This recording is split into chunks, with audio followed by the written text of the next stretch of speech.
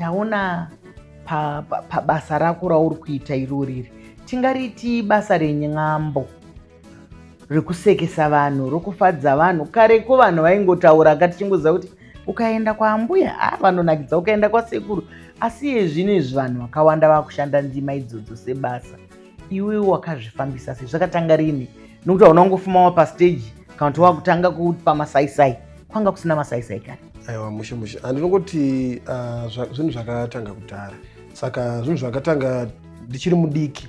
Ndingakuti ndikubvira ndichiri kuma 5 years ikoko. Ndinotonzi ndaigona kuti ndakagara pasi ndaigona kusekesa kunyange vanhu vakuru vakawanda zvikuru kwazvo.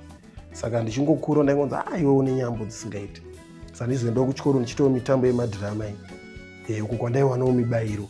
Saka zvinhu zvokuti ndakabva ndasamura kuti saka ndakaramba ndichizviita ndogona kuita sei kutoitawo zvakanaka muupenyu. Ndizvozvo makorokoto makuru iwayo ekuti wakabvira kare uri uchiita zvenyambo izvi.